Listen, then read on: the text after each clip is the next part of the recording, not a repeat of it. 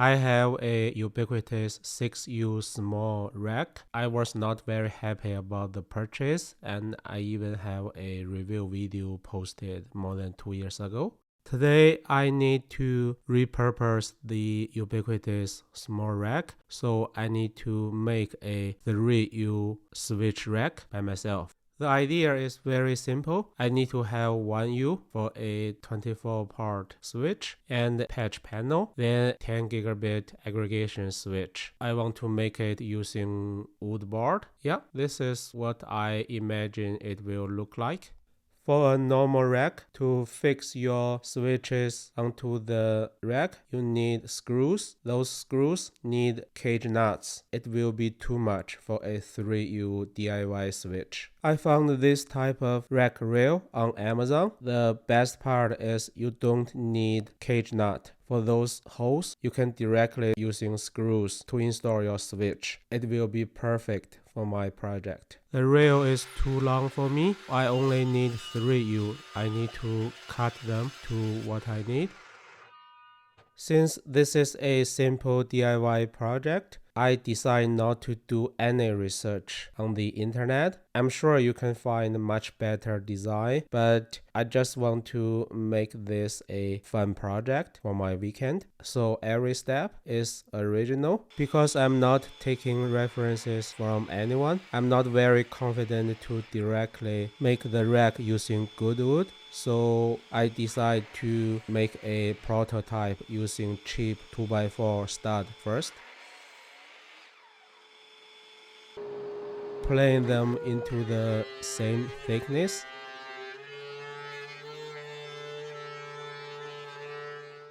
This is the prototype. It's very ugly, very rough, but at least it proves the idea works. Of course, the accuracy need to be improved. You can see now I even cannot screw the rack rail to the sideboard. There are a lot of gaps. Basically, what I want to make is a enclosure or box without the front and the rear. That's it. I happen to have several hard maple boards laying around. They are not very wide, only 4-inch, so some preparations are needed. Cut them to 8 pieces. I need to glue 2 narrow bars together into a wider one, so I use cookies to make the alignment easier.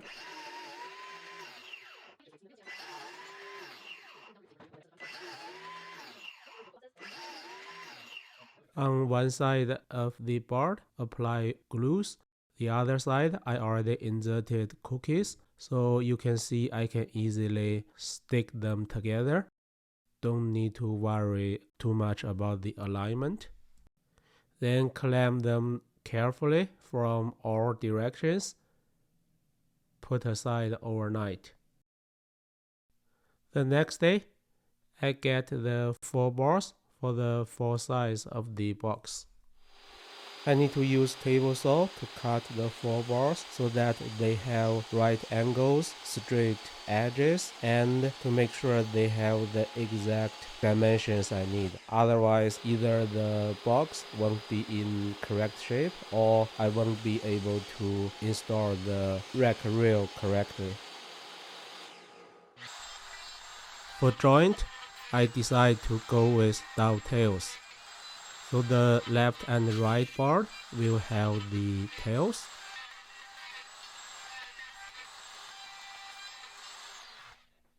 And the top and the bottom bars will have pins.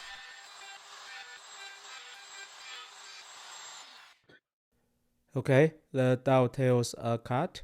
Now the 4 bars are ready to be assembled.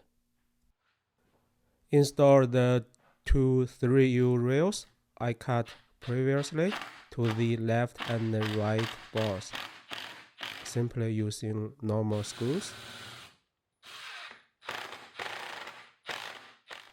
Before it's too late, test it out using a real UniFi switch. I'm glad I measured the bars correctly, so without any modifications, the precision is very good. It's time to glue the joints. From this part on, there's no way to go back. Simply apply enough glues. Then in the end, I bind them together so that they won't have unnecessary shifts during drying up.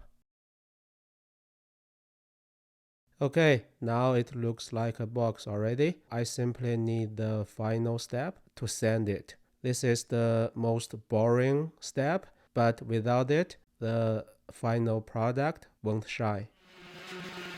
I will go with 3 rounds of sanding. First, use very coarse grade sanding paper to make sure at least all the surfaces are even.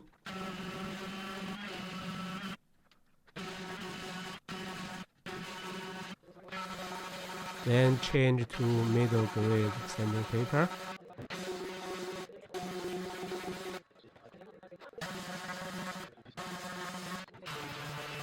The last round, change to very fine sanding paper. Finally, the sanding is done. The surface is so smooth, it's like silk, looks like glass. I don't want to paint it, so I simply apply a layer of wax. Then polish the surfaces.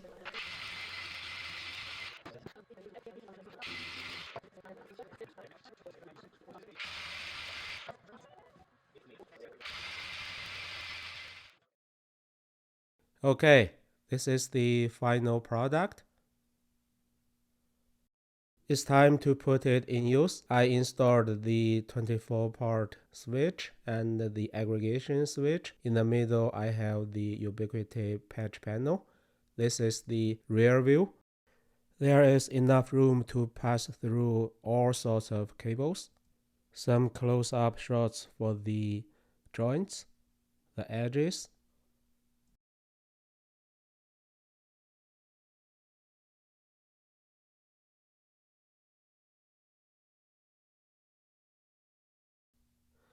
Because for my use case, I don't need the rack to be very deep.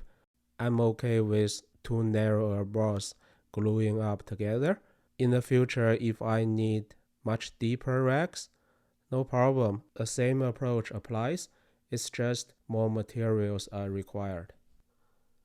Let's examine the front panel closely. You can see I leave the top gap on purpose just to achieve better heat dissipation and to pass the fiber and DAC cables for the aggregation switch easily.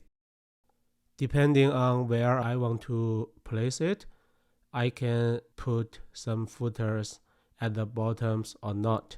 To make it look really nice, I can go with the speaker spikes, but I decide to go with the cheap way. You know, for some Ubiquiti devices, they come with this type of sticky pads. Most people simply forget them and throw them away. So I happen to have some. They can have the job done without problem. Okay, this is the end of the video, and it's a fun weekend project for me. Thanks for watching.